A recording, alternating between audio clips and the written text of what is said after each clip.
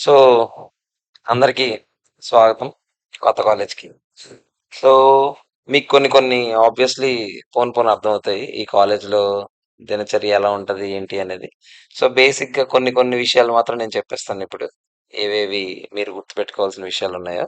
అందులో first first ఇది మీరు రెగ్యులర్ కాలేజ్ లాగైతే అసలుండదు. సో, కొంచెం ఇది న్యూ ఏజ్ కాలేజ్ టైప్ అనమాట. సో, మీకది ఆ విషయం నేను ఆల్రెడీ చెప్పాను.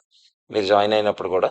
సో, కొంచెం ఇక్కడ కాలేజ్ స్టైల్ కన్నా కొంచెం ఎక్కువగా ఇల్లులాగా ఉంటదనమాట. సో, కొంచెం ఎవరు వాళ్ళు ఇది మనది కాలేజ్ కాదు. ఇది మన ఇంటిలాగా చూసుకోవాలని అనుకోని కొంచెం అలాంటివి మాత్రం పాటించాలి. సో, అంతకు మించి మీరు ఇందులో కొత్తగా చేయాల్సిందేం ఉండదు.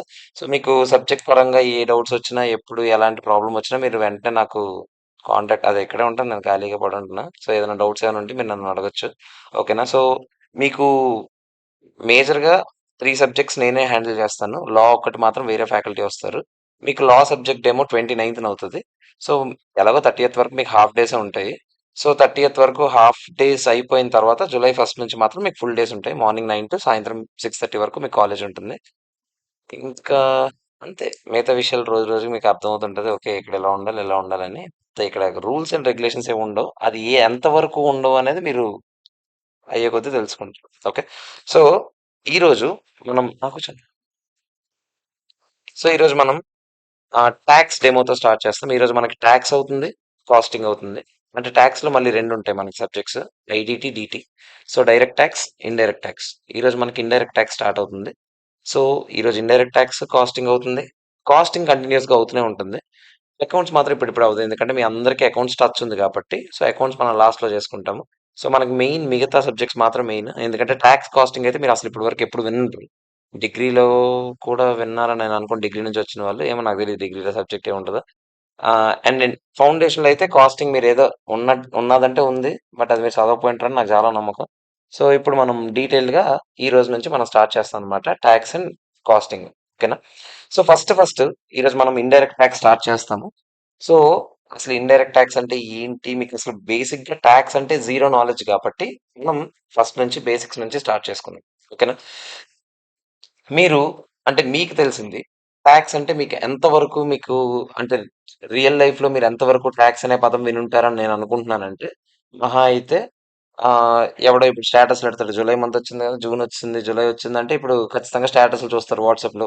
ఐటీఆర్ ఫైల్ చేయండి, ఐటీఆర్ ఫైల్ చేయండి అని అప్పుడు కొంచెం వింటుంటారు టాక్స్ అనే పదం. ఇన్‌స్టాగ్రామ్‌లో ఎవడో రీల్స్ చేయడం, అలాంటివి ఎవడో పెడతాడు కదా! ముష్టి కంటెంట్ అలాంటివేవో చూసినప్పుడు మీకు ఓకే. ఇదేదో టాక్స్ అనే పదం వింటారు. తర్వాత మీరు నాకు తెలిసి టాక్స్ అనే పదం ఎక్కడ వింటారు అంటే మెయిన్ మీరేదైనా ఫోన్ కొనడానికెళ్లారు. లేకపోతే ఏదైనా వస్తువు కొంటున్నారనుకోండి. అంటే మీరు అంతగా గమనించకపోయుంటరు. ఆ వస్తువు కొన్నప్పుడు అక్కడ జీఎస్టీ అని ఒకటి రాసుంటది. ఇప్పుడు మీరు కొంచెం వినుంటారు. టాక్స్ అంటే ఇక్కడ ఏదో ఉందని. బట్ పెద్దగా పట్టించుకోపోయుంటరు. ఇప్పుడు మీరు ఫోన్ కొన్నారనుకోండి ఫర్ సపోజ్. ఇప్పుడు ఆ ఫోన్ 1,00,000 అనుకోండి. ఐఫోన్ కొన్నారనుకుందాం. 1,00,000 ఉంటదా? ఆ! 1,00,000 ఏసుకుందాం. పోనీ 1,00,000 అనుకోండి ఫోన్ ఫర్ ఎగ్జాంపుల్. ఇప్పుడు మీరు 1,00,000 ఫోన్ కొన్నప్పుడు, ఆ 1,00,000 ఫోన్‌లో టాక్సబుల్ వాల్యూ ఎంత? జీఎస్టీ ఎంత? నేనిప్పుడు అంటేనే కొంచెం ఎటకారంగా ఉందా లేదా? టాక్సబుల్ వాల్యూ ఏంటి? జీఎస్టీ ఏంటి? ఫోన్ ఎంత అని అనొచ్చు కదా! సో, ఎందుకు ఇవన్నీ మాట్లాడుతున్నారని అనిపిస్తుందా లేదా? సో, మనం రియల్ లైఫ్‌లో అంత పట్టించుకోం. ఓకే. ఇందులో జీఎస్టీ పోర్షన్ ఎంతుంది? టాక్సబుల్ వాల్యూ ఎంత? అసలు టాక్సబుల్ వాల్యూ అంటేనే ఏంటో తెలీదు మనకి. అంతేనా? సో, మనం ఏమంటాం ఫోన్ అంటే రూ. 1,00,000 ఫోన్ అంతే. వాడి దగ్గరికైనా ఎళ్లి డబ్బా కొట్టాలంటే రూ. 1,00,000 ఫోన్ రా అని చెప్తాం అంతే. అంతకు మించి మనం పెద్దగా డీటెయిల్‌గా అందులో అబ్జర్వ్ చేసిందైతే పెద్ద పీకిందైతే ఏం లేదు. సో, ఇప్పుడు మనం అసలు అందులో ఉన్న ప్రతి అంశాన్ని క్లియర్‌గా, డీటెయిల్‌గా చూస్తాం అనమాట. ఇప్పుడు రేపొద్దున మనం జీఎస్టీ డిస్కస్ చేసాక, మీరు రియల్ లైఫ్‌లో దీన్ని అప్లై చేయడం నేర్చుకోవాలి. అంటే ఇప్పుడు సార్ చెప్పారు. ఇప్పుడు నేనన్నాను. జీఎస్టీ రిజిస్ట్రేషన్ ఉన్న ప్రతి ఒక్కడు కూడా జీఎస్టీ అదే వాళ్ళ ఆఫీస్ బయట గాని, షాప్ బయట గాని జీఎస్టీ బోర్డ్ పెట్టుకోవాలి అని నేను చెప్పాను. మీరు రేపటి నుంచి ఏం చేయాలి? ఏ షాప్‌కెళ్ళినా ఫర్ ఎగ్జాంపుల్ ఒక రెస్టారెంట్‌కెళ్లారు. తిన్నారు. దొబ్బితిన్న తర్వాత బిల్ చూస్తారు కదా! బిల్ చూసినప్పుడు అందులో జీఎస్టీ అని ఒక పదం ఉంది. ఓకే. జీఎస్టీ ఉందా? ఒకసారి బయటికెళ్ళాక చూద్దాం అయితే. ఈడు బయట జీఎస్టీ బోర్డ్ పెట్టాడో లేదో. పెట్టలేదనుకోండి మీరు కంప్లెయింట్ ఇవ్వచ్చు. అర్థమైందా? సో, కొన్ని కొన్ని విషయాలు మీకు తెలియకపోయినవన్నీ ఇప్పుడు మీరు తెలుసుకుంటారు. దానివల్ల చాలా ఉపయోగం ఉంటది. చాలా డబ్బులు సేవ్ అవుతాయి కూడా కొన్ని సార్లు. ఫర్ సపోజ్ ఇప్పుడు మీరు ఇక్కడ ఒక మంది ఉంటది. అదేంటి పేరు? బర్కాస్. ఎప్పుడైనా బర్కాస్ మందికెళ్లారా ఎప్పుడైనా ఎవరైనా? బర్కాస్ ఇక్కడ రెస్టారెంట్ మంది బేసిక్‌గా. తినడానికి ఎప్పుడైనా ఎళ్ళుంటే, ఆ వర్కర్స్ మందిలో వాడు బిల్లేసినప్పుడు ఎప్పుడు ఏం చేస్తాడంటే, ఇప్పుడు రూ. 1000 అయిందనుకోండి బిల్లు. 1000 బిల్ ఇస్తాడు. దాని మీద 5% జీఎస్టీ ఏస్తాడు. తర్వాత సర్వీస్ చార్జ్ అని 5% ఏస్తాడనమాట. ఇప్పుడు మనం ఇప్పుడు మామూలుగా అయితే మీరేం చేస్తారు? మీరవన్నీ చూస్తారేంటి? మొత్తం బిల్ ఇప్పుడు 1000 మీద 5% ఒకసారి జీఎస్టీ అని, 5% ఒకసారి సర్విస్ చార్జ్ అని ఉంటది. ఇప్పుడు 1000 మీద 5% అంటే ఎంత? 50. ఇంకో 50. మొత్తం 1100 బిల్ అని మీకొస్తది. బిల్ వచ్చిన వెంటనే మీరైతే ఏం చేస్తారు మహా అయితే? 1100 అయింది. షేర్ చేసుకున్నాం, స్ప్లిట్ చేసుకున్నాం. ఏదో ఒకటి మొత్తం ఫ్రెండ్స్‌కి బ్యాచ్ ఎళ్లారనుకోండి, లేదా ఫ్యామిలీ‌వోళ్ళు ఎళ్లారనుకోండి, డ్యాడీ కడతారు మనకెందుకులేరా దొబ్బుతుందా అని కూర్చుంటాం.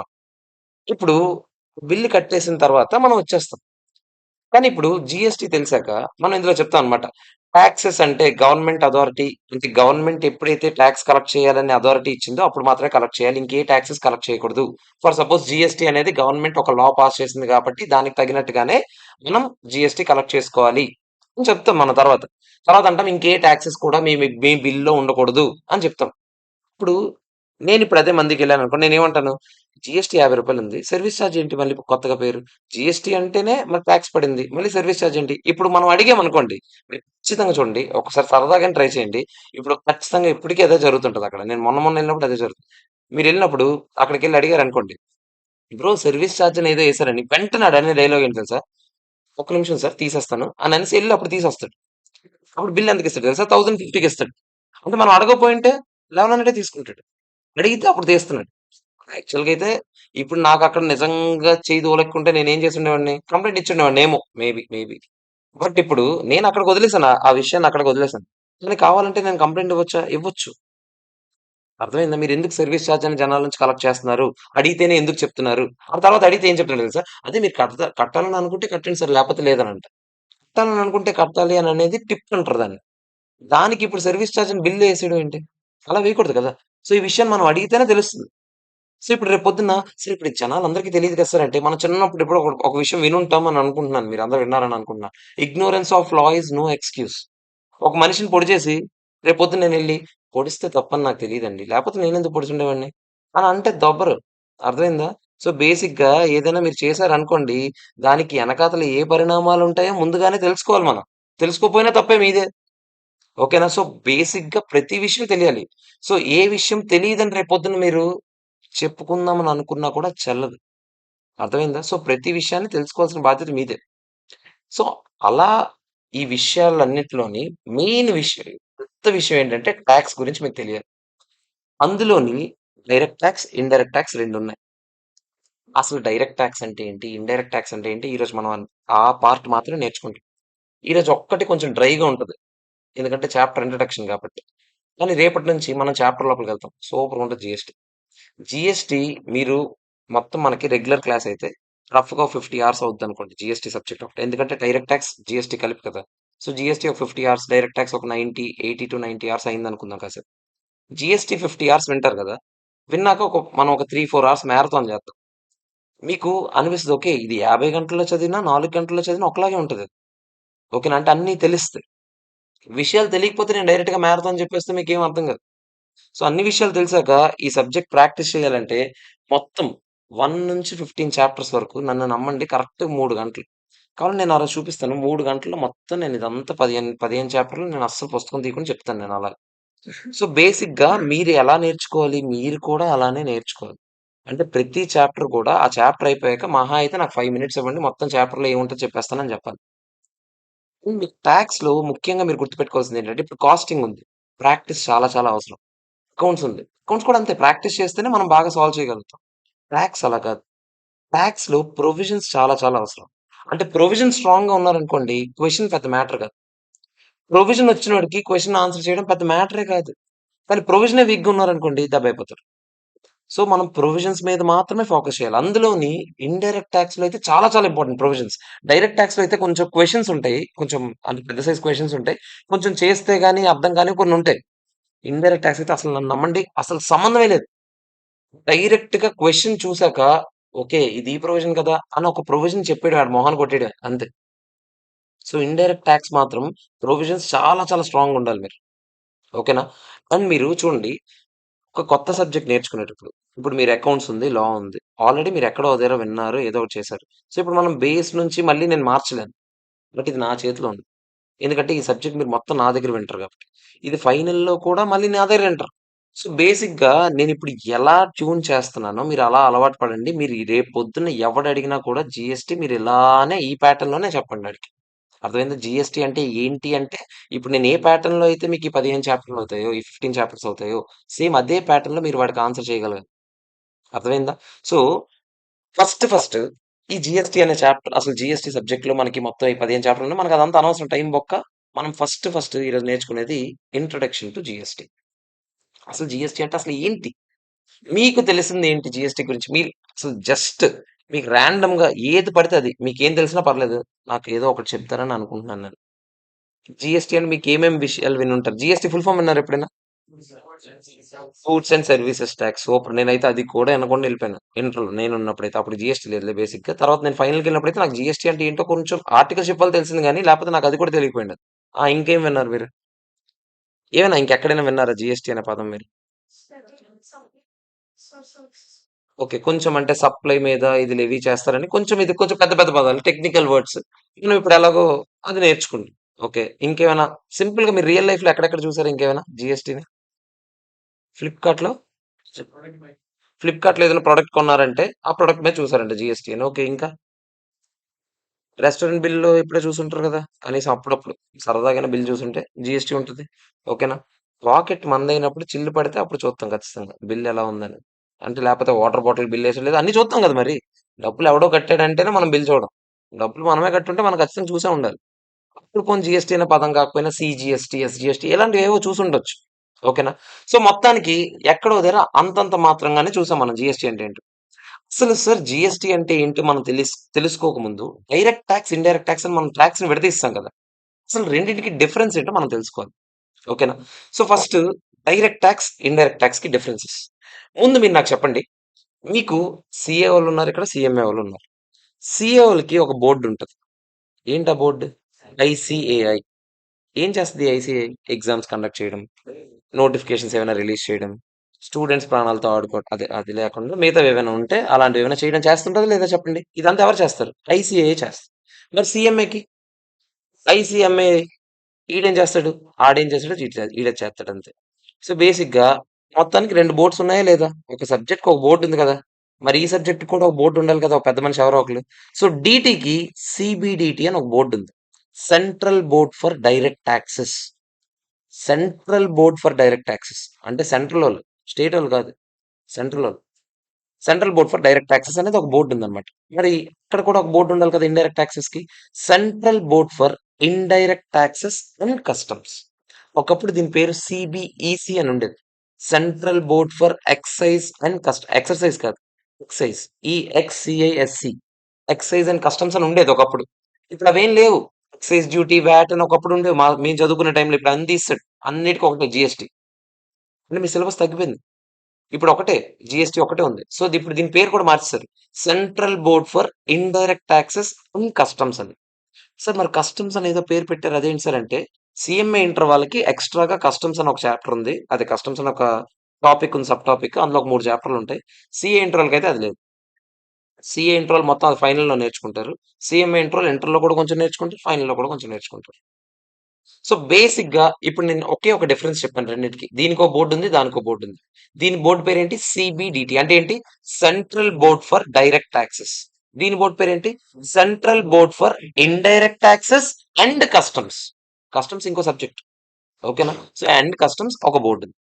సార్ డైరెక్ట్ టాక్స్‌ని డైరెక్ట్ టాక్స్ అని ఎందుకంటారు? ఎందుకంటే అది డైరెక్ట్‌గా మనమే కడతాం కాబట్టి. దిక్కుమాలిన డెఫినిషన్ లాగా ఉన్నా కూడా అదే డెఫినిషన్. ఇప్పుడు ఫర్ సపోజ్ సరే మీరు మరీను సార్ జీఎస్టీ అయితే నేను కట్టనేంటి? ఇంకెవడైనా ఇప్పుడు నేను ఫుడ్ తిన్నాను. జీఎస్టీ పక్కనోడు కడతాడు. నేనే కదా కట్టాలి. మరి అది కూడా డైరెక్ట్ గానే కదా కడుతున్నారు. కాదు. డిఫరెన్స్ ఏంటో చెప్పనా? డైరెక్ట్ టాక్స్‌కి, ఇండైరెక్ట్ టాక్స్‌కి. జీఎస్టీ కట్టేటప్పుడు మీరు గవర్నమెంట్‌కి కడుతున్నారా? రెస్టారెంట్ వాడికి కడుతున్నారా? రెస్టారెంటోళ్ళెళ్లి ఎవరికి కట్టాలి? గవర్నమెంట్‌కి కట్టాలి. ఫోన్ కొనడానికెళ్ళావు.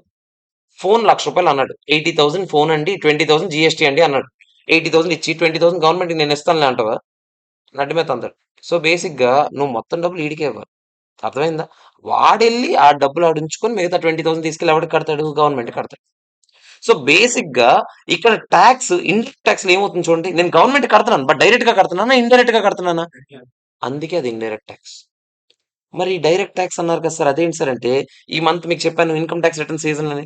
సో అందరూ మీ మీ పేరెంట్స్ గాని ఎవరైనా మీకు తెలిసిన వాళ్ళు మీ అన్నయ్యలు ఎవరైనా సిస్టర్స్ గాని ఎవరైనా ఇన్కమ్ సంపాదిస్తేనే ఇన్కమ్ ట్యాక్స్ కడతారు బేసిక్ గా.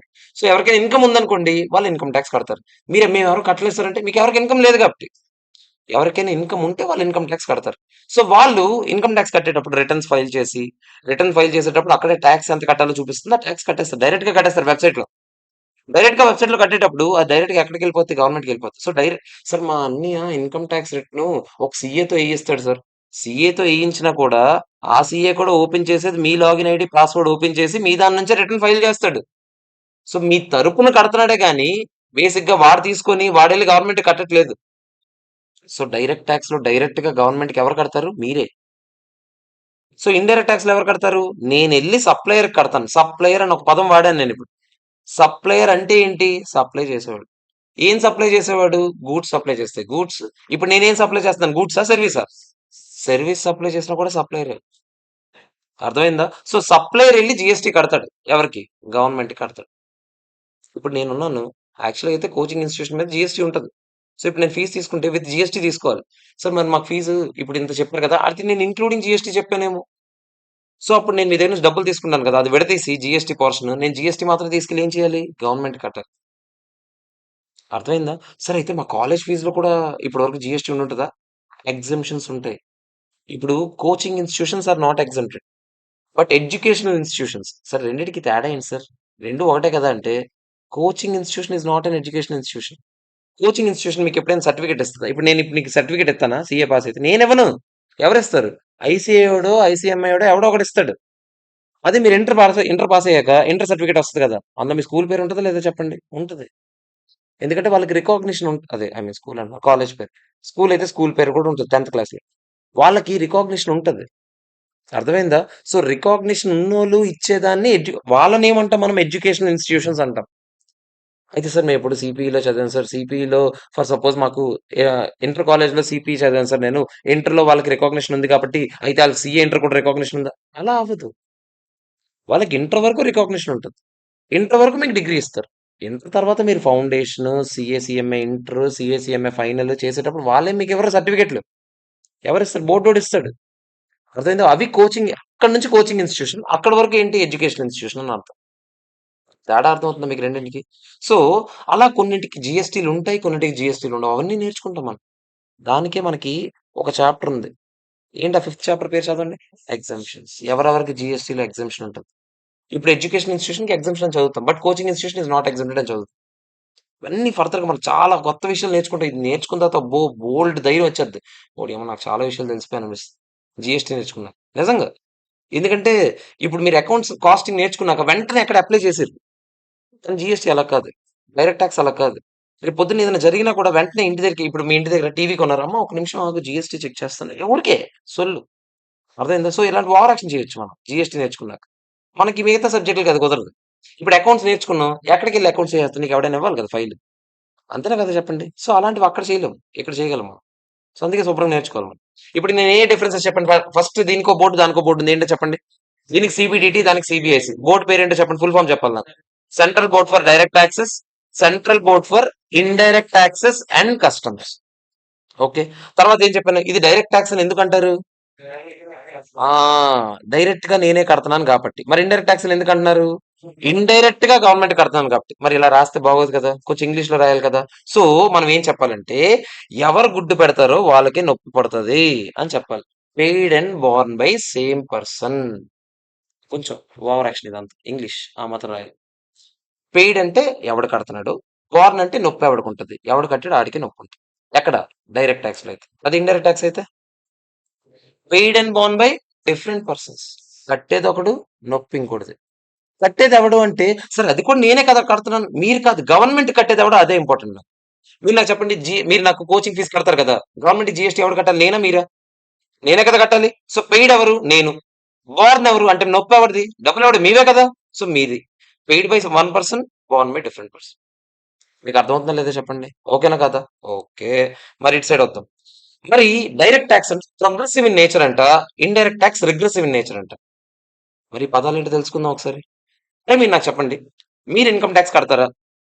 Income tax. ఎందుకంటే ఇన్కమ్ ట్యాక్స్ కట్టాలంటే ఇన్కమ్ ఉండాలి. అంతేనా కదా చెప్పండి? మీ ఫాదర్స్ ఒకలా కట్టొచ్చు, వాళ్ళకి ఇప్పుడు మీ కాలేజ్ సార్‌లు ఒకలా కట్టొచ్చు. అంబానీ ఒకలా కట్టొచ్చు. ఒక్కొక్కడు ఒక్కొక్క రకమైన టాక్స్ కడతాడు. ఎవడు ఎంత సంపాదిస్తే అంత ఎక్కువ టాక్స్ కడతాడు. ఎంత ఎక్కువ సంపాదిస్తే అంత టాక్స్ రా. ఫర్ సపోజ్ ఇండియాలో టాక్స్ సిస్టమ్ ఎలా ఉంటది మీకు రఫ్‌గా చెప్తాను. మీకు 2,00,00,000 ప్యాకేజ్ వచ్చిందనుకోండి సాలరీ ప్యాకేజ్. ఊహించుకోవడానికి బాగుంది కదా! 2 క్రోర్స్ సాలరీ ప్యాకేజ్ వచ్చింది. టాక్స్ ఎంత ఉంటదనుకుంటున్నారు రఫ్‌గా? రఫ్‌గా జస్ట్ ఊరికే ఒక అజంప్షన్ చెప్పండి. ఇన్‌కమ్ టాక్స్ ఎంత ఉంటదనుకుంటున్నారు మీరు 2 క్రోర్స్‌లో? 80,00,000-90 లాక్స్ ఉంటది ఇంచుమించు. అంటే మీరు ఆలోచించండి. పేరుకి 2,00,00,000 ప్యాకేజ్. అందులో 80 ఎవడిది? గవర్నమెంట్‌ది. అంటే బేసిక్‌గా ఇక్కడ ఏం నడుస్తుంది? ఇండియాలో అయితే అలా ఉంది టాక్స్ సిస్టమ్. అర్థమైందా? అదే దుబాయ్ అనుకోండి టాక్స్ ఫ్రీ. అందరూ దుబాయ్ ఎందుకు వెళ్ళిపోదాం అనుకుంటారు? టాక్స్ ఫ్రీ కాబట్టి. మీరు అక్కడ ఎంత సంపాదించినా టాక్స్ కట్టక్కర్లేదు. అదే ఇండియాలో అయితే 80,00,000 ఎంత అన్యాయం. 2,00,00,000 సంపాదిస్తే ఆడికి 80,00,000 కట్టాలంట. దారుణం అంటే దారుణం. ఇండియాలో అలా ఉంది బేసిక్‌గా. సో, ఎందుకురా అంత టాక్స్ ఉందనంటే, "నువ్వు అంత ఎక్కువ సంపాదిస్తున్నావు కదా! సొసైటీ పరంగా అంత ఎక్కువ సమాజ సేవ చేయాలి" అని అంటాడు. సో, ఇది ప్రోగ్రెసివ్‌గా ఆలోచిస్తదంట. ఏది? Direct talks. ఎంత సంపాదిస్తే అంత టాక్స్. సంపాదన లేనోడు మేమేమి అడగమే. ఎక్కువ సంపాదించినోడి దగ్గర ఎక్కువ తీసుకొని, ఎక్కువ సంపాదించినోడికి మనం సమాజ సేవ చేయడానికి ఇప్పుడు టాక్స్ డబ్బులు ఎందుకు తీసుకుంటారు చెప్పండి? గవర్నమెంట్ టాక్స్ డబ్బులు ఎందుకు తీసుకుంటది? ఓకేలే ఆళ్ళ పాకెట్లు నింపుకుంటారు. అది తర్వాత విషయం. మరి చదువుకోవడానికైతే ఎందుకు తీసుకుంటుంది? ఇప్పుడు మీరు రోడ్ మీద నడుచుకొని వస్తున్నారా? రోడ్ ఎవడేసాడు? మీరేసిందే. ఆ రోడ్డు మీరేసిందే. మీరు కట్టే ఆ టాక్స్ డబ్బులతోనే ఏసిన రోడ్డే అది. అర్థమైందా? సార్ నేనెప్పుడు కట్టలేదు సార్ ఇన్‌కమ్ టాక్స్ అంటే, నువ్వు ఇన్‌కమ్ టాక్స్ కట్టలేదు అంతే. జీఎస్టీ కట్టావు గదా! నేనెప్పుడు కట్టాను సార్ జీఎస్టీ అంటే, తిన్నావు కదా! ఎళ్లి ఫుడ్ రెస్టారెంట్‌లో ఎక్కడో ఒక దగ్గర. ఫోన్ కొన్నావు కదా! ఎక్కడో దగ్గర కట్టావు నీకు తెలియకుండా. నువ్వు కట్టిన ప్రతి రూపాయి ఇదిగో ఎక్కడో ఇది స్ట్రీట్ లైట్‌లో అల్లక్కడ ఇక్కడో, ఇక్కడో, ఎక్కడో, అక్కడో అవన్నీ ఉంటాయి. ఈ పనికిమాలిన పెంటంతా చేసింది ఇప్పుడు వైజాగ్‌లో సడెన్‌గా మొన్న అన్ బస్ స్టాండ్‌లకి ఏదో మేకప్ ఏసారు. అందరూ ఏమనుకున్నారు, ఇంత మేకప్ ఏసారు. ఎంత మేకప్ ఎవడో ఏయలే నీ డబ్బులే అవి. నీ డబ్బులే సగం ఆళ్ళు దొబ్బి, సగం ఏదో చేశారాళ్ళు.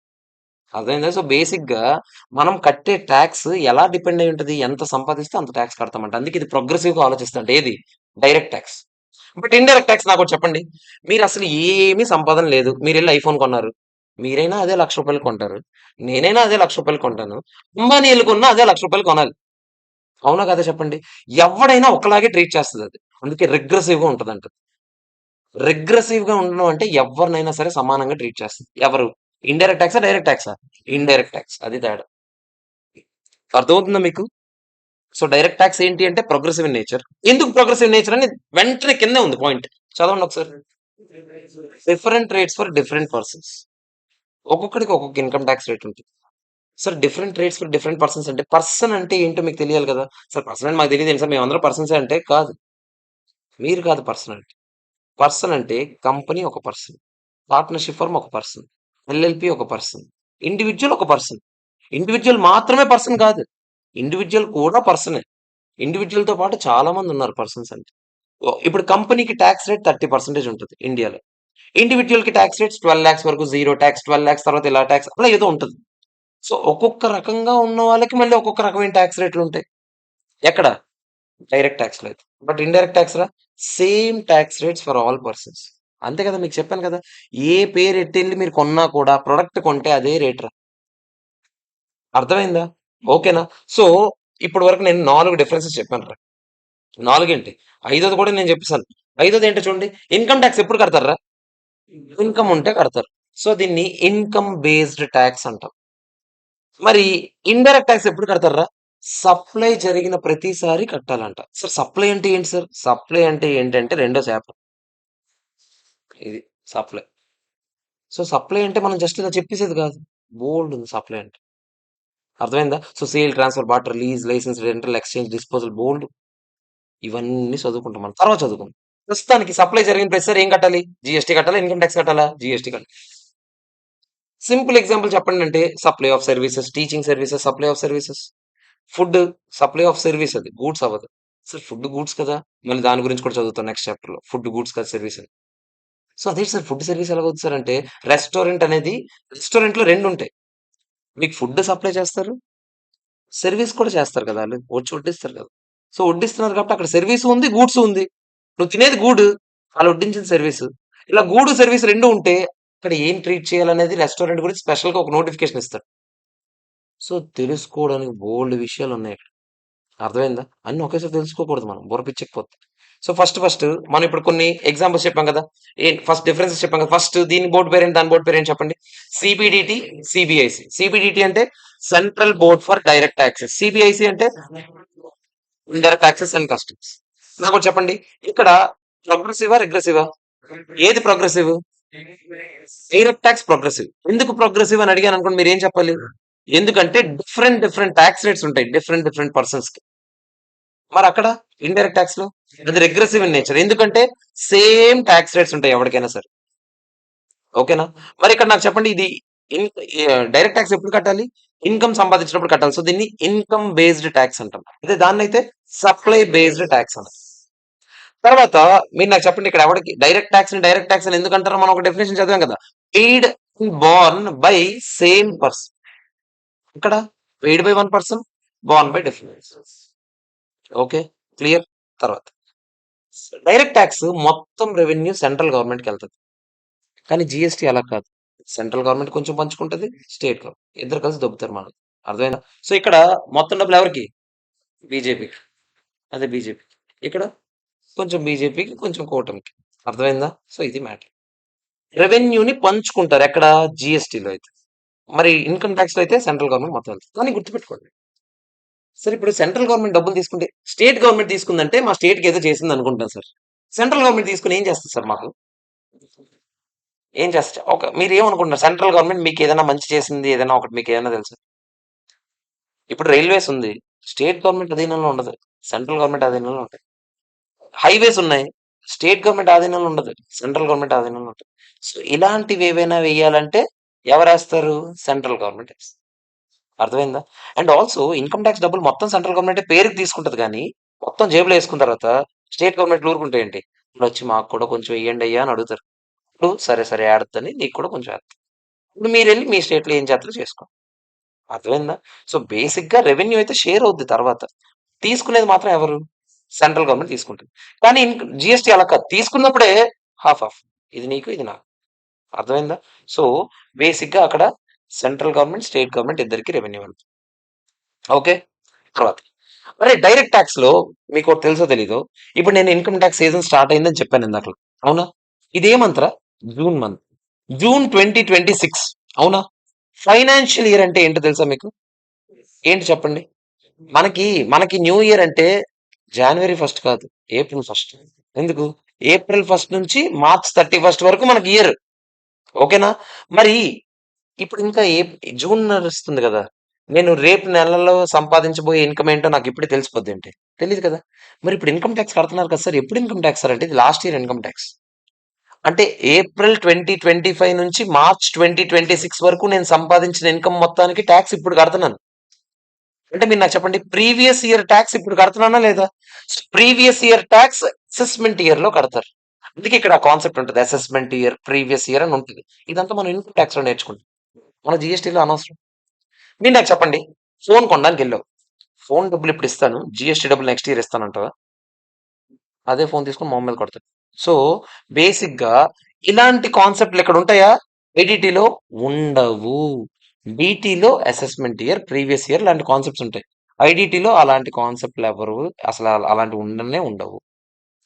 ఓకే, మరి డైరెక్ట్ ట్యాక్స్ కి ఎగ్జాంపుల్ ఏంటి? Income tax. ఇందాక నుంచి చెప్తున్నాను కదా, income tax income tax. Income tax అంటే డైరెక్ట్ ట్యాక్స్, డైరెక్ట్ ట్యాక్స్ అంటే ఇన్కమ్ ట్యాక్స్ కాదు. డైరెక్ట్ ట్యాక్స్ లో one of the example income tax. దాన్ని అలా చేస్తారు అంతే.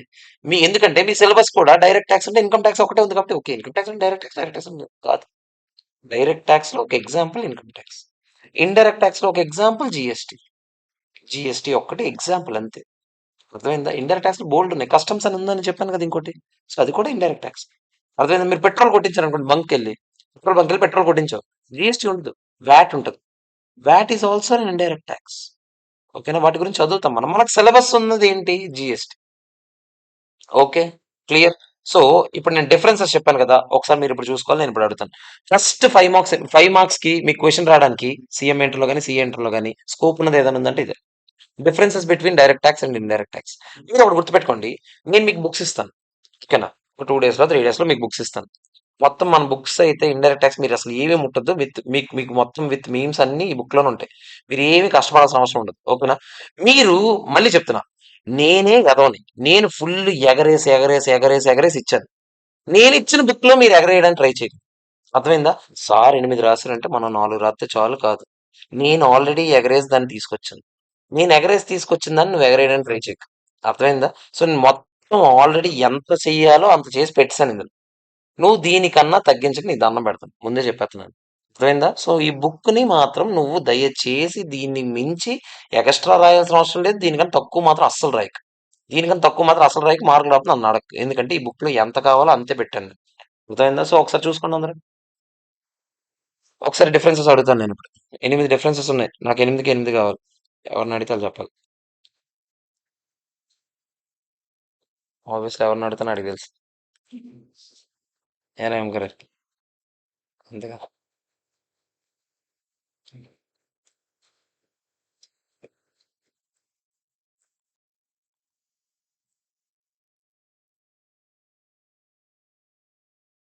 అందులో ఏదైనా పాయింట్ అర్థం కాకపోతే నాకు చెప్పండి ఇప్పుడు. ఇప్పుడు చూసేటప్పుడు ఇందాక వినలేదని అంటే ఇప్పుడు అడగండి.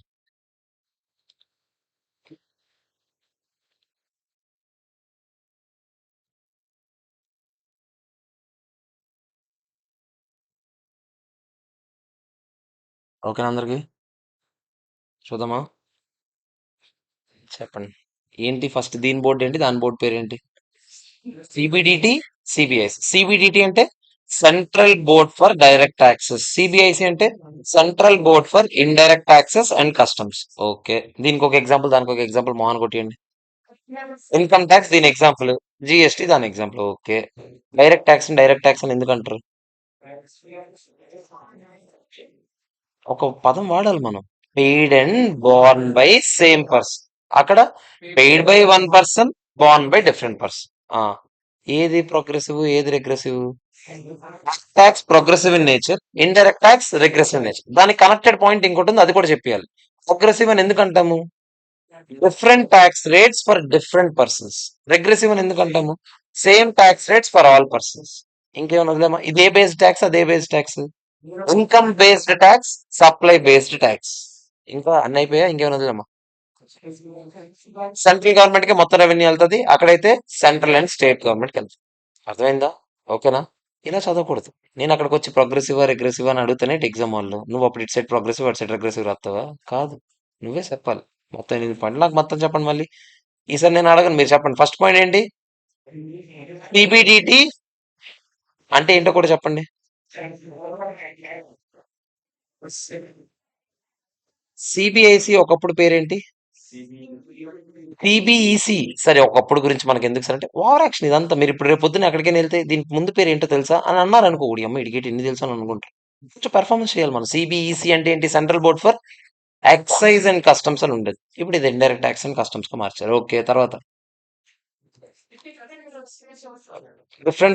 అదే డిఫరెంట్ పర్సన్స్ కి డిఫరెంట్ ట్యాక్స్ రేట్స్ ఉంటాయి. అక్కడ same tax rates for all persons. ఇంకా aggressive in nature, regressive in nature. ఇంకా paid and borne by same person, paid and borne by different person. ఇంకా income based tax, supply based tax. ఇంకా అదే revenue goes to central government, revenue goes to both central and state government. ఇంకా అదే ఇందాక చెప్పలేదు ఇది. Concept of previous year assessment year ఉంటది ఎక్కడ? డైరెక్ట్ ట్యాక్స్ లో అయితే. ఇండైరెక్ట్ ట్యాక్స్ లో no concept. Examples: income tax, GST. ఓకేనా కదా? చెప్పండి. క్లియర్? ఓకే. ఇప్పుడు జిఎస్టీకి ఒక డెఫినేషన్ ఉంది. సరదాగా చూద్దాం డెఫినేషన్ ఏంటో. డెఫినేషన్ చూస్తే మీ ఫ్యూజ్ అయిపోయింది. ఇదేంటి ఎలా రాసాడు? జిఎస్టీ అంటే ఏంటంటే అదో ట్యాక్స్ అంటే మాకు తెలుసు కదా. ఇప్పుడు ట్యాక్స్ అనేది కదా మనం ఇప్పుడు సబ్జెక్ట్ చదువుతున్నాం. ట్యాక్స్ అంటే అంత సింపుల్ గా మనకు అర్థమైపోయేది కాదు. మనకు కొన్ని ఆర్టికల్స్ ఏవో చదువుతాం అనమాట. ఓకే, ట్యాక్స్ అని దీన్ని అందుకు అంటారా అని తెలుసుకుంటాం మన తర్వాత. It is a tax on supply of goods or services. Supply అంటే ఏంటో నెక్స్ట్ చాప్టర్ లో చదువుకుంటాం అని చెప్పాను నేను. గూడ్స్ అంటే ఏంటి, సర్వీస్ అంటే ఏంటి, అది కూడా నెక్స్ట్ చాప్టర్ లో చదువుతాం. అదేంటి సార్ మాకు తెలుసు సార్, గూడ్స్ అంటే ఏంటి, సర్వీస్ అంటే ఏంటో. మీరు చెప్పేది సర్వీస్ సార్, నా ఫోన్ గూడ్స్ సార్ కాదు. గూడ్స్ అంటే ఏంటో, సర్వీస్ అంటే ఏంటో అదొక పెద్ద చాట భారతం డిస్కషన్ చేస్తాం మనం. అంతా రేపు రేపు ఎల్లుండే ఎప్పుడు సప్లై జరిగినప్పుడు. సో బేసిక్ గా GST is a tax on supply of goods or services or both. కొన్నిసార్లు రెండు జరగచ్చు. ఇప్పుడు రెస్టారెంట్ లో మీకు ఏం చెప్పాను, అది గూడ్స్ ఆ సర్వీస్ రెండు ఉన్నాయి అందులో, కానీ దాన్ని సర్వీస్ గా పరిగణిస్తాం. కానీ అదే పరిగణించడం ఇన్ ద సెన్స్ దాన్ని ట్రీట్ చేస్తాం. కానీ goods or service or both, రెండు కొన్నిసార్లు జరగొచ్చు. ఇప్పుడు ఫర్ ఎగ్జాంపుల్ నాకు ఒకటి చెప్పండి రా, మీ దగ్గర డబ్బులు ఉన్నాయిరా, నాకు పిలిచారు, దేవి దేవి ఇక్కడ ఇల్లు కట్టరా అన్నారు. అంటే మరి ఇల్లు కట్టాలంటే ఆ స్టోన్స్, ఇసుక ఇవన్నీ కావాలి కదంటే అన్ని నువ్వే తెచ్చుకోరా అని అన్నారు. నేనే వెళ్ళి అన్ని తెచ్చుకొని ఇల్లు కట్టి మీకు ఇచ్చాను. నేనేమేం చేశాను మీకోసం? గూడ్స్ సప్లై చేశానా చేయలేదా నేను మీకు? చేశాను. చేశాను కదా, మరి స్టోన్స్ అన్ని నేనే కదా తెచ్చాను. ఇల్లు కట్టానా లేదా? ఇల్లు కట్టడం ఇస్ సర్వీస్. లేబర్ కావాలి కదా మరి.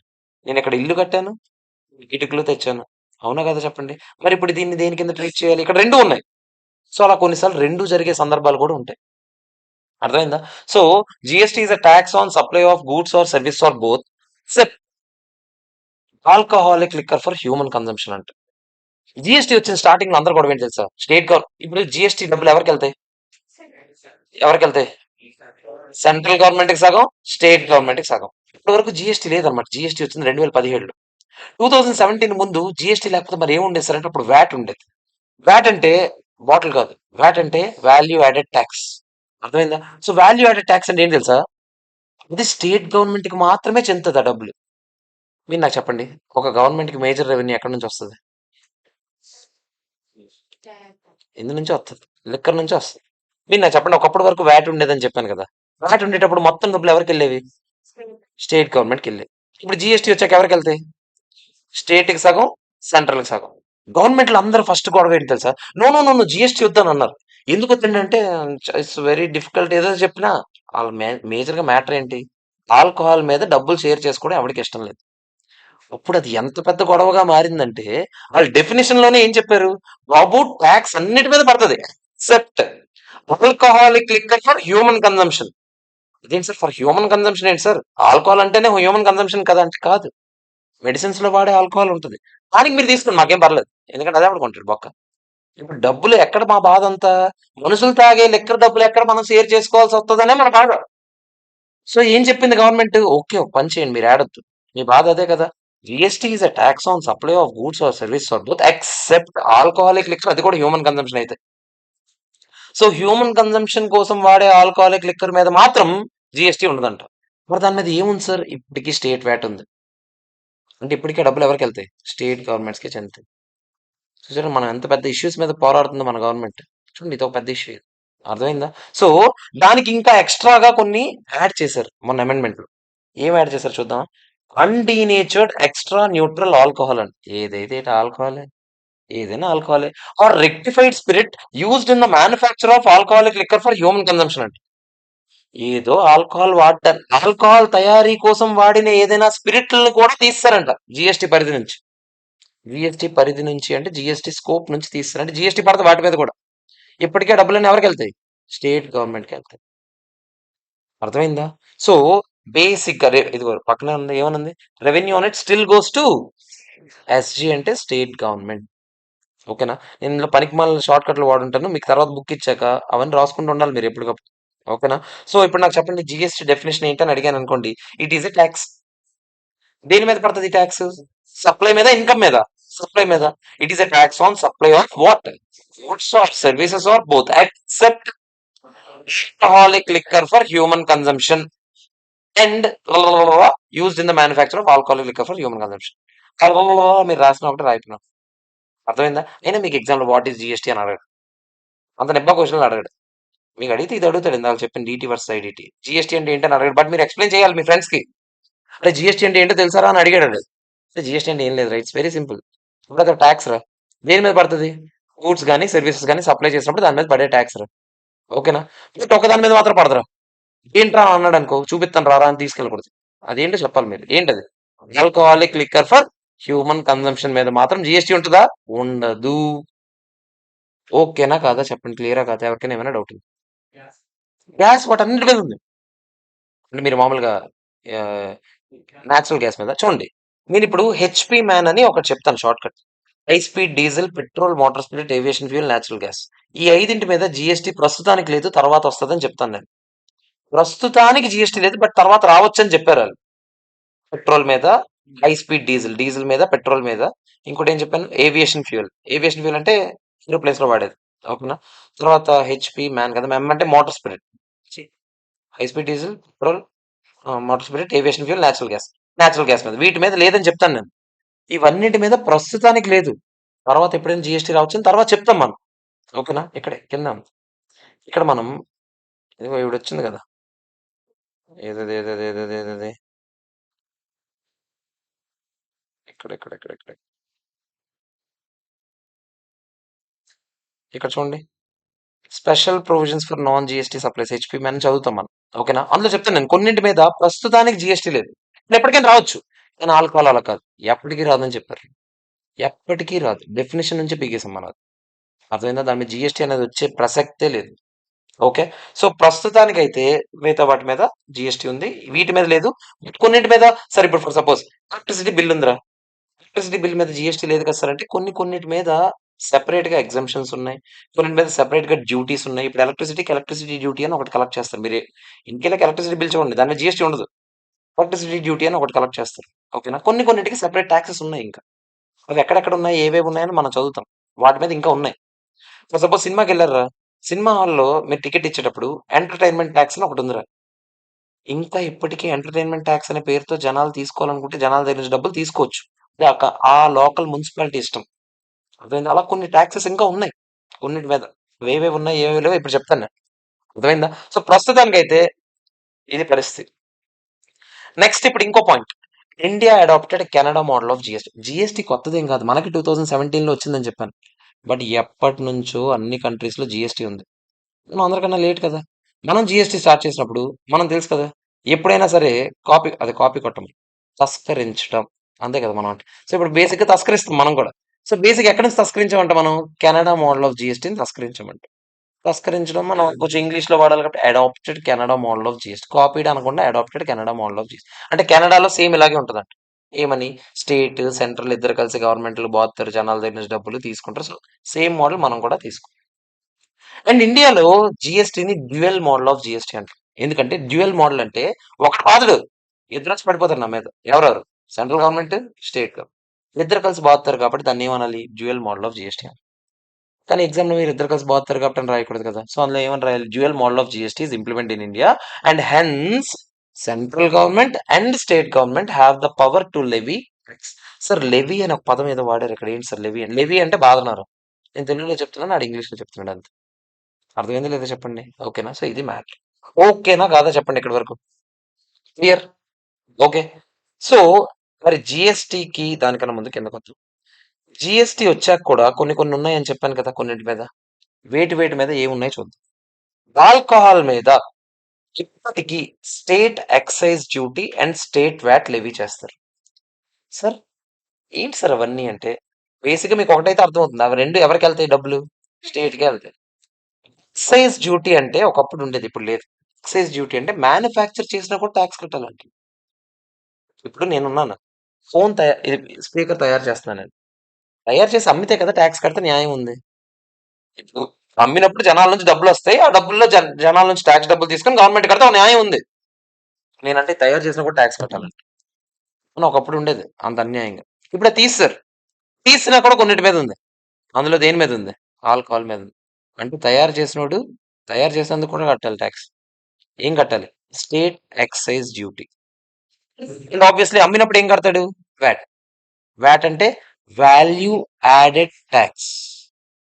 So state excise duty, state VAT ఈ 2 బాదుతారంట. అర్థమైందా? చూడండి. మనకి ఒకప్పుడు జీఎస్టీ రాకముందు వ్యాట్, సీఎస్టీ అని 2 ఉండేవి. వ్యాట్ అంటే వాల్యూ యాడెడ్ ట్యాక్స్. సీఎస్టీ అంటే సెంట్రల్ సేల్స్ ట్యాక్స్ అని ఒకటి ఉండేది. మీరు విత్ ఇన్ ద స్టేట్ అమ్మారా bottle, outside the state అమ్మారా బాటిల్ అనేది చూడాలి. విత్ ఇన్ ద స్టేట్ లోనే అమ్మాను అనుకోండి. అంటే ఇప్పుడు నేను షాప్ ఓపెన్ చేశాను. నువ్వు వచ్చావు, కొనుక్కున్నావు, వెళ్ళిపోయావు. ఇక్కడెక్కడ వాళ్ళకే అమ్మాను నేను. ఇప్పుడు వ్యాట్ కట్టాలి. బయట స్టేట్ నుంచి ఫోన్ చేశారా నాకు 4 బాటిల్ సప్లై చేయన్నావు. నేను 4 బాటిల్ ప్యాక్ చేసి ట్రాన్స్పోర్ట్ చేశాను. అలా వేయకూడదు. వేసాను అనుకోండి ఫర్ సపోజ్. ఇప్పుడు ఇలా వేస్తే ఇది నేను అవుట్ సైడ్ ద స్టేట్ అమ్మానా, విత్ ఇన్ ద స్టేట్ అమ్మానా? అవుట్ సైడ్ ద స్టేట్ అమ్మాను. అప్పుడు సిఎస్టీ అని పడేది. ఇప్పుడు ప్రస్తుతానికి మీకు అన్న అనవసరం. ఇప్పుడు జీఎస్టీ ఒకటే ఉంది. మరి ఇవి ఎందుకు సార్ గుర్తుపెట్టుకోవాలంటే ఇవి ఎంసీక్యూస్‌కి అవసరం. కొన్ని. ఆల్కహాల్ మీద ఇప్పుడు ఏముంది అని అడిగాను అనుకోండి మీరు ఏం చెప్పాలి? ఇప్పుడు ఆల్కహాల్ మీద జీఎస్టీ ఉందా? లేదు. ఎందుకు లేదంటే డెఫినిషన్ నుంచే బిగిసారని చెప్పాలి. జీఎస్టీ లేదు మరి ఏముంది? స్టేట్ ఎక్సైజ్ డ్యూటీ ఉంది. State VAT. అందరికి ఓకేనా కదా చెప్పండి. పెట్రోల్, డీజిల్ వాటి కూడా నేను మీకు చెప్పాను. హెచ్‌పీ మ్యాన్ అని ఒకటి ఉన్నాయని. High speed diesel, petrol, water spirit aviation fuel, natural gas అని కొన్ని ఉన్నాయని చెప్పాను కదా! వీటి మీద వీటి మీద కూడా జీఎస్టీ లేదు. వీటి మీద మరి ఏముంది సార్ అంటే central excise duty, state VAT. అంటే ఇది హాఫ్ ఆఫ్ చేసుకుంటున్నారు డబ్బులు. ఎక్సైజ్ డ్యూటీ ఏమో ఎవడు తీసుకుంటున్నాడు? సెంట్రల్ ఓడు. వ్యాట్ ఏమో ఎవడు తీసుకుంటున్నాడు? స్టేట్ ఓడు. వీటి మీద కూడా జీఎస్టీ లేదు. కానీ డెఫినేషన్ నుంచి పీకి లేదే. వీటి మీద ప్రస్తుతానికి జీఎస్టీ లేదు. ఎప్పటికైనా జీఎస్టీ రావచ్చు. అర్థమైందా? ఓకేనా? టొబాకో. టొబాకో మీద ఏముంది? సార్ మీరు నాకు చెప్పండి. ఈళ్ళందరూ బేసిక్‌గా ఎంత ఎదవలంటే, బేసిక్‌గా ఒక సిట్టింగ్‌లో ఉండేవేంటి? సిగరెట్లు మందే కదా! సో, మందు మీద డబ్బులు నాకు గాబట్టి, సిగరెట్ల మీద డబ్బులు నీకన్నట్టు పంచుకున్నారురా. సో, బేసిక్ ఇప్పుడు ఆళ్ళేమంటున్నారు? టొబాకో మీదంట మందు మీద ఎక్సైజ్ డ్యూటీ ఎవడు తీసుకుంటున్నాడు? స్టేటోడు కదా! టొబాకో మీద ఎక్సైజ్ డ్యూటీ ఎవడు తీసుకుంటాడంట? సెంట్రలోడు తీసుకుంటాడు. మందు మీద జీఎస్టీ ఉందా లేదా? లేదు. ఏముంది? వాట్ ఉంది. అది కూడా ఎవరు తీసుకుంటారు? స్టేట్ గవర్నమెంట్ తీసుకుంటారు. టొబాకో మీద జీఎస్టీ ఉంది. జీఎస్టీ ఉంది. సిగరెట్లు కొంటే జీఎస్టీ ఉంటది దాని మీద. అర్థమైందా? జీఎస్టీ డబ్బులంటే మళ్ళీ ఎవరికెళ్తాయి? ఎవరికెళ్తాయి? సగం సెంట్రల్‌కి, సగం స్టేట్‌కి. అంటే మీరు ఆలోచించండి. మొత్తం కలిపి టొబాకో మీద ఒక 3/4 డబ్బులు ఆల్‌మోస్ట్ ఎవరికెళ్ళిపోతున్నాయి? సెంట్రల్ గవర్నమెంట్‌కి ఎళ్ళిపోతున్నాయి. అలా గుర్తుపెట్టుకోండి ఈజీగా ఉంటది. సిట్టింగ్‌లో అవసరమైన పదార్థాలేంటి? సిగరెట్లు, స్టఫ్ తీసేద్దాం కాసేపు. స్టఫ్ మీద జీఎస్టీ ఉంది. సిగరెట్లు, మందు అనుకోండి కాసేపు. మందు మీద state excise duty, state VAT. సిగరెట్ల మీద అయితే central excise duty and GST ఉంది. జీఎస్టీ ఉంది. మీకు ఖచ్చితంగా చెప్తున్నాను. ఎగ్జామ్‌లో మీకు ఏం అడుగుతాడు తెలుసా? ఈ పలానా వాటిలో దేని మీద జీఎస్టీ ఉందని అడుగుతాడు. ఖచ్చితంగా ఎంసీక్యూ. అందులో ఏమన్నా ఆప్షన్స్ ఇస్తాడు తెలుసా? ఆల్కహాల్. ఆల్కహాల్ మీద జీఎస్టీ ఉందా? లేదు. పెట్రోల్, డీజిల్ వాటి మీద జీఎస్టీ ఉందా? లేదు. Opium, Indian hemp, other narcotic drugs. Drugs రా వీడు, గంజాయి అంటారు కదా! అవన్నీ. టొబాకో. వీటన్నింటిలో జీఎస్టీ ఉన్నది టొబాకో మీద మాత్రమే. మిగతా వాటి మీద జీఎస్టీ లేదు. మిగతా వాటి మీద జీఎస్టీ లేదు. లేదు. లేదు. ఓన్లీ టొబాకో మీద జీఎస్టీ ఉంది. జీఎస్టీ ఒక్కటే ఉందా? కాదు. జీఎస్టీతో పాటు సెంట్రల్ ఎక్సైజ్ డ్యూటీ కూడా ఉంది. అర్థమైందా? ఇప్పుడు నేను ఫస్ట్ ఏం చెప్పాను? ఆల్కహాల్ మీద ఏముంది? State excise duty, state VAT. State VAT అని చెప్పాలి. తర్వాత నెక్స్ట్ ఇంకోటి ఏదో చెప్పిన పెట్రోల్, డీజిల్ వాటి మీద ఏమున్నాయి? Central excise duty, state VAT. మరి వీటి మీద టొబాకో మీద సెంట్రల్ ఎక్సైజ్ డ్యూటీ, జీఎస్టీ. ఈ డ్రగ్స్ తొక్క తోటకూర ఉన్నాయి కదా! State excise duty, GST. Same sorry దీని మీద కూడా జీఎస్టీ ఉంది. ఓపియం వాటి మీద కూడా.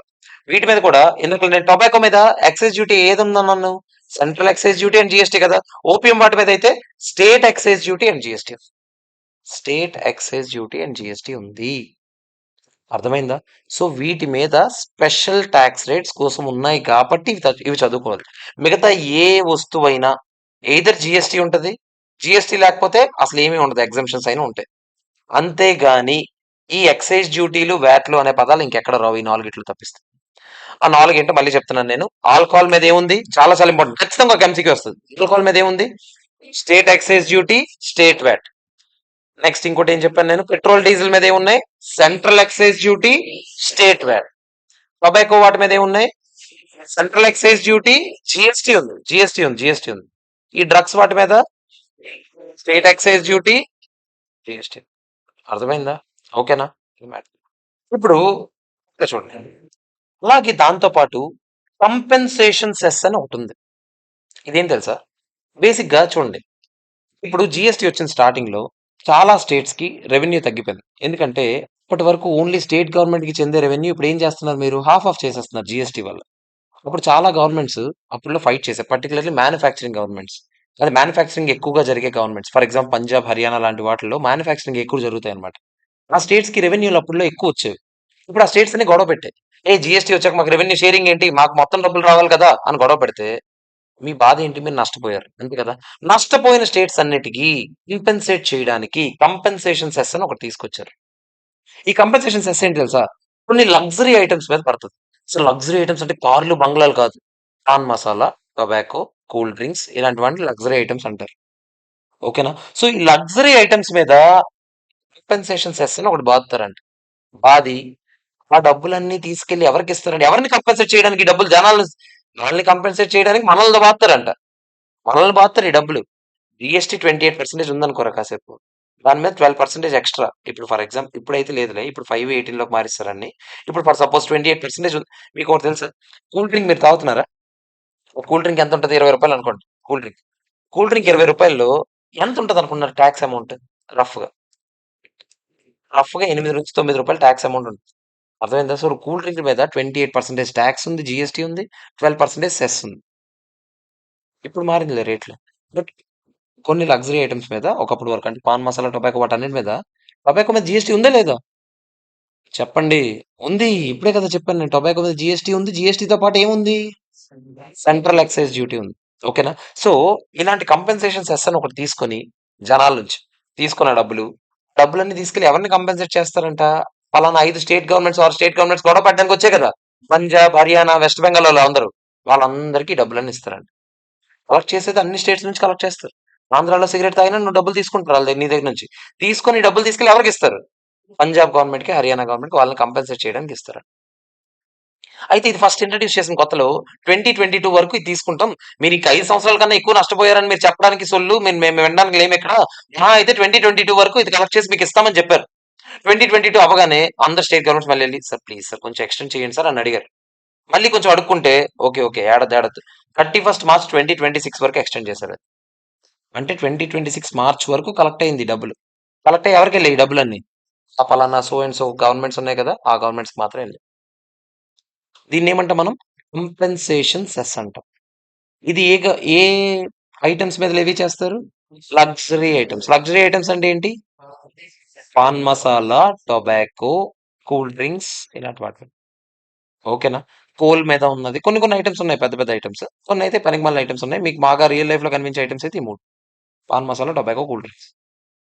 ఓకేనా? సో వీటి మీద కంపెన్సేషన్ సెస్ అని ఒకటి తీసుకుంటున్నారు. ఓకే. క్లియర్.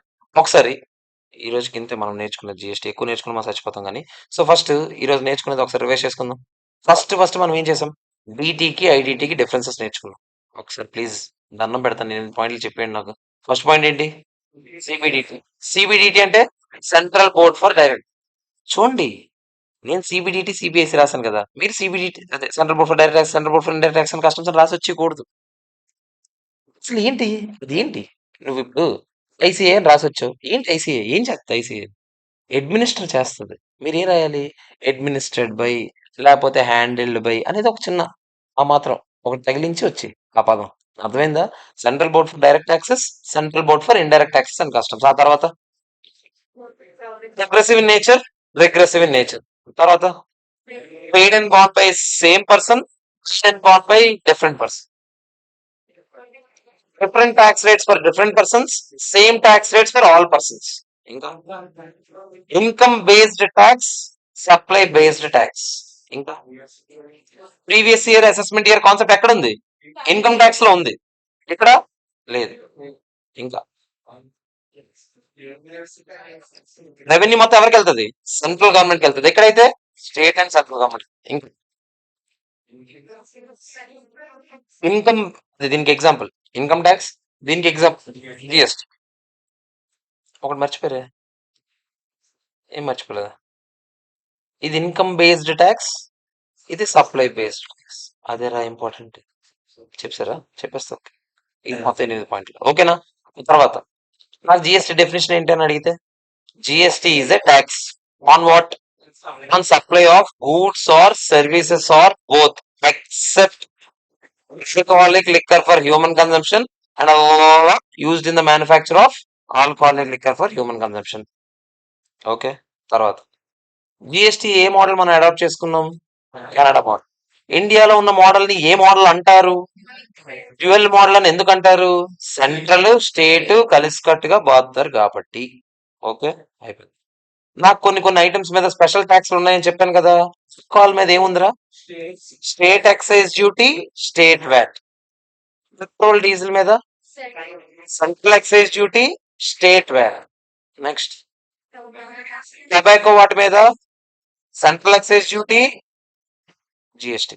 తర్వాత ఓపిఎం, నార్కోటిక్ డ్రగ్స్, తొక్క తోటకూర మీద state excise duty, GST. State excise duty ఉంది. ఓకేనా? ఇప్పుడు ఎక్స్ట్రాగా ఒకటి కొత్తగా ఇంకోటి చెప్పాను. ఏంటది? Compensation cess. ఏ ఐటమ్స్ మీద లెవీ చేస్తారు? లెవీ చేయడం అంటే ఏంటి? బాధ బాధ. నెక్స్ట్ ఇప్పుడు కంపెన్సేషన్ సెస్ ఎప్పటి వరకు కలెక్ట్ చేస్తారు? మార్చ్ 2026 వరకు. అప్పట్లో బుట్టు ఇప్పుడు ఇలా ముషర్రఫ్ అలా ఏదో చెప్పినట్టు అప్పట్లో 22 వరకు కలెక్ట్ చేసేవారు. ఇప్పుడు 26 వరకు ఎక్స్టెండ్ చేశారు. ఏమో ఇప్పుడు మళ్ళీ ఎక్స్టెండ్ చేస్తారేమో. ఆల్రెడీ అయిపోయింది కదా 31 మార్చ్ 2026 అంటే. మళ్ళీ ఎడితే మళ్ళీ ఎక్స్టెండ్ చేస్తారేమో. తెలీదు ప్రస్తుతానికి. ఇది ప్రధానంగా ఏ స్టేట్స్ ని కంపెన్సేట్ చేయడానికి తీసుకున్న డబ్బులు? మ్యానుఫ్యాక్చరింగ్ స్టేట్స్ ని కంపెన్సేట్ చేయడానికి తీసుకున్నారు. Okay, clear. ఓకే, ఒక చిన్న పాయింట్ ఉంది. చిన్నది కాదు, చిన్న పాయింట్. 10 నిమిషాలు అది చెప్పేసి క్లోజ్ చేస్తాను. ఒకసారి చూడండి, 279A ఆర్టికల్. చూడండి, ఆర్టికల్స్ అంటే కాన్స్టిట్యూషన్ అని ఒకటి ఉంది. కాన్స్టిట్యూషన్ తెలుగులో ఏమంటారు? రాజ్యాంగం. రాజ్యాంగం ఎవరు రాశారు? అదే అప్పుడెప్పుడో రాశారు కదా. అదే జస్ట్ డ్రాఫ్ట్ అతను తయారు చేశారు. తర్వాత ఇవన్నీ మనకి అనవసరం గాని, ఇప్పుడు ఆ కాన్స్టిట్యూషన్ లో కొన్ని కొన్ని ఆర్టికల్స్ ఉన్నాయి. ఆ కొన్ని కొన్ని ఆర్టికల్స్ లో భాగంగా 279A అని ఒక ఆర్టికల్ ఉంది. ఈ ఆర్టికల్ ఏం చెప్పిందంటే, కొత్తగా ఇంట్రొడ్యూస్ చేశారు ఈ ఆర్టికల్. ఈ ఆర్టికల్ ఏం చెప్పిందంటే, జిఎస్టి కౌన్సిల్ అని ఒకటి పెడతారు. ఆ కౌన్సిల్‌లోని కొంతమందుంటారు. ఈ పెద్ద మనుషులందరూ కలిసి జీఎస్టీకి సంబంధించిన నోటిఫికేషన్‌లన్నీ ఇస్తూ ఉంటారు. మీరు టీవీ పొరపాటున ఎప్పుడు న్యూస్ ఛానెల్ అసలు టీవీ ఈ రోజుల్లో చూడడం మానేశారులే.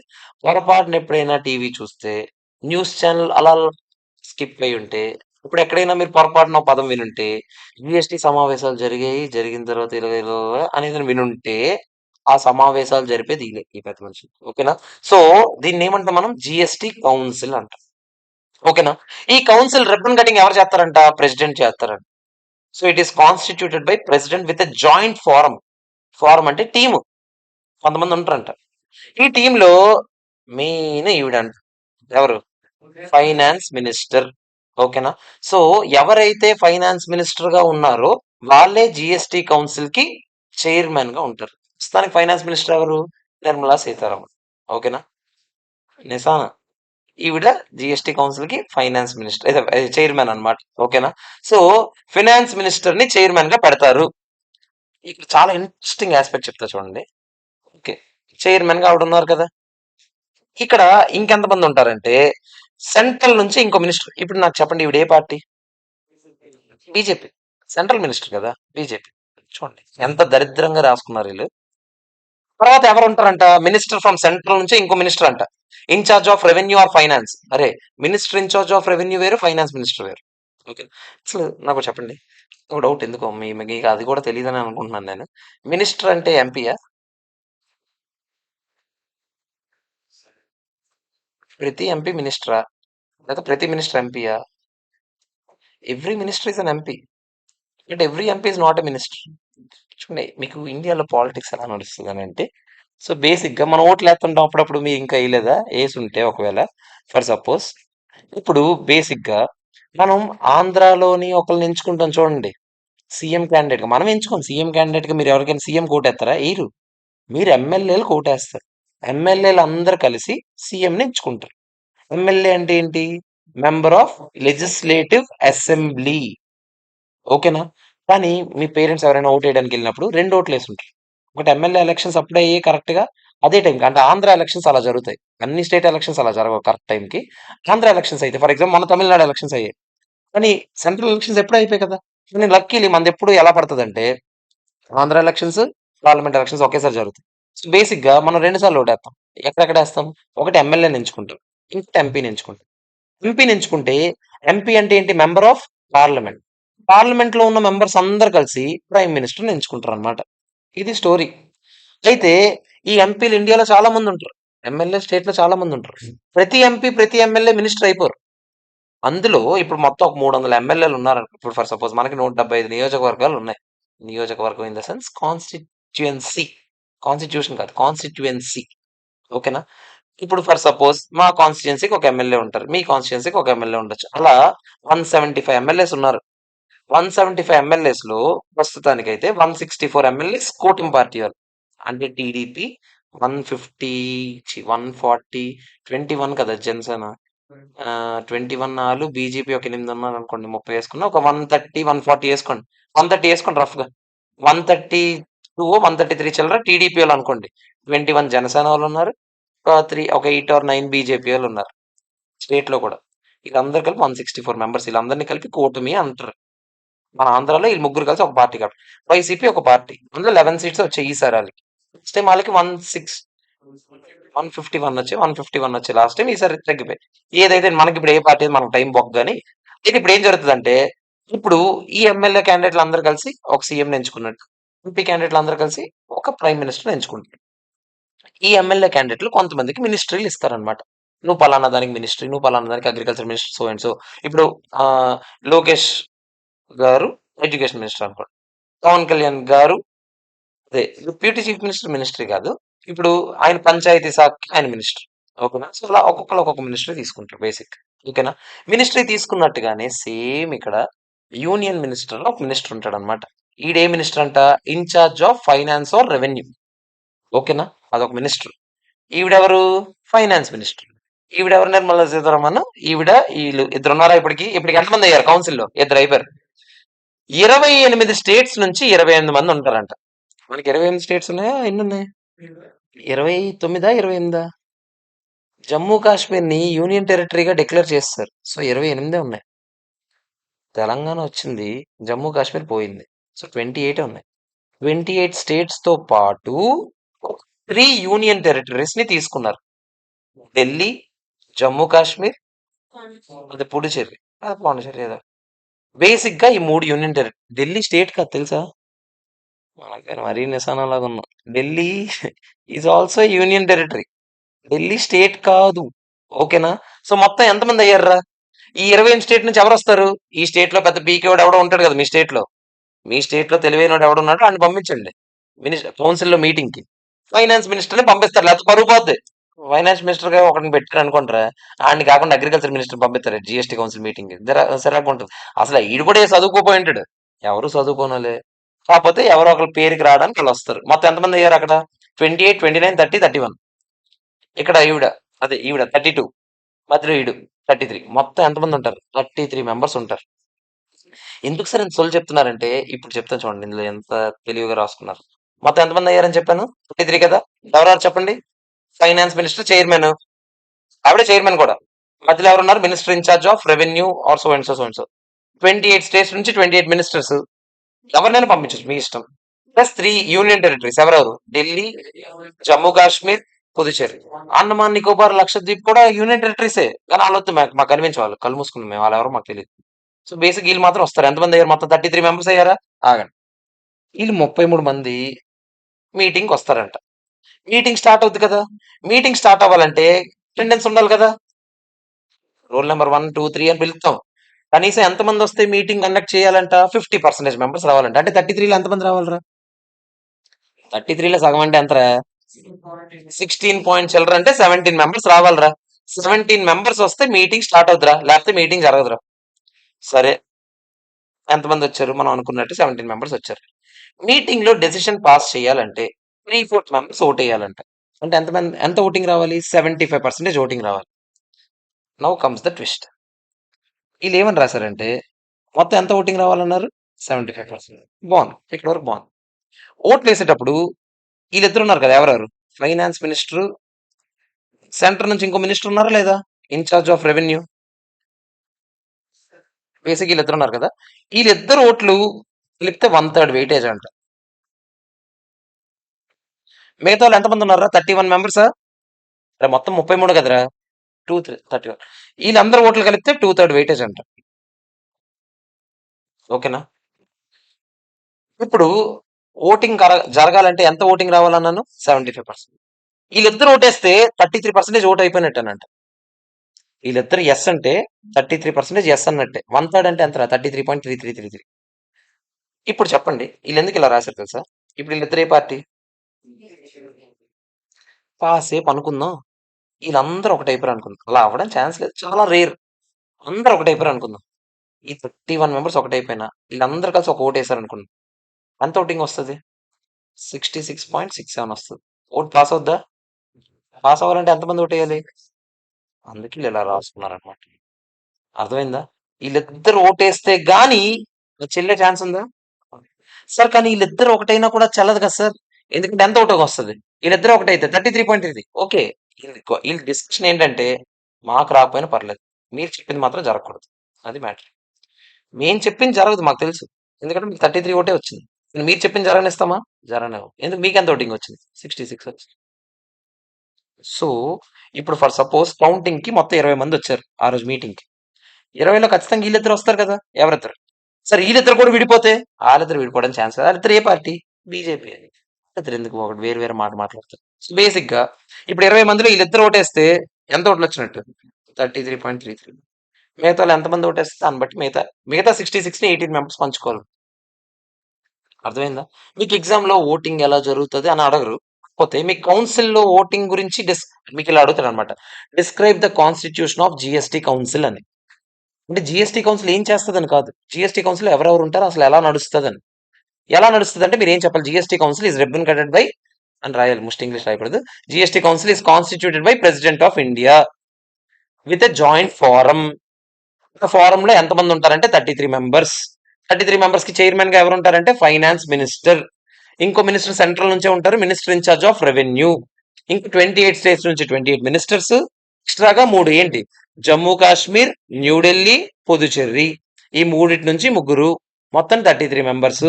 మీటింగ్ స్టార్ట్ అవ్వాలంటే ఎంతమంది రావాలి? 50% మెంబర్స్ రావాలి. దాన్ని క్వారం అంటారు. ఏమంటారు? క్వారం. క్వారం అంటే వీళ్ళు వస్తేనే మీటింగ్ స్టార్ట్ అవుతుంది. లేకపోతే మీటింగ్ పోస్ట్‌పోన్ అయిపోతుంది. సరే అలా ఎప్పటికి రాకుండా ఉండరు ఆవిడ. అర్థమైందా? సో, బేసిక్‌గా మీటింగ్ పోస్ట్‌పోన్ అవుద్దనమాట. ఆ రోజు ఆళ్ళు రాకపోతే. సో, క్వారం ఖచ్చితంగా ప్రెజెంట్ అవ్వాలి. 50% ఓట్లు పాస్ అవ్వాలంటే ఎంత మెజారిటీ రావాలి? 3/4 మెజారిటీ అంటే 75% ఓటింగ్ పడాలి. ఓట్లు లెక్కెట్టేటప్పుడు ఎవరిది ఎలా లెక్కెట్టాలి? ఈళ్ళిద్దరు మినిస్టర్స్‌ది. అంటే సెంట్రల్ మినిస్టర్స్ ఇద్దరివి కలిపి ఎంత వెయిటేజ్ ఉంది? 1/3. మిగతా వాళ్ళందరూ కలిపి ఎంత వెయిటేజ్ ఉంది? 2/3. అర్థమైందో లేదో చెప్పండి. ఓకేనా? ఇది మ్యాటర్. మరి అసలు ఈళ్ళేం చేస్తారు ఏంటనేది రేపు డిస్కషన్‌లో నేర్చుకుందాం.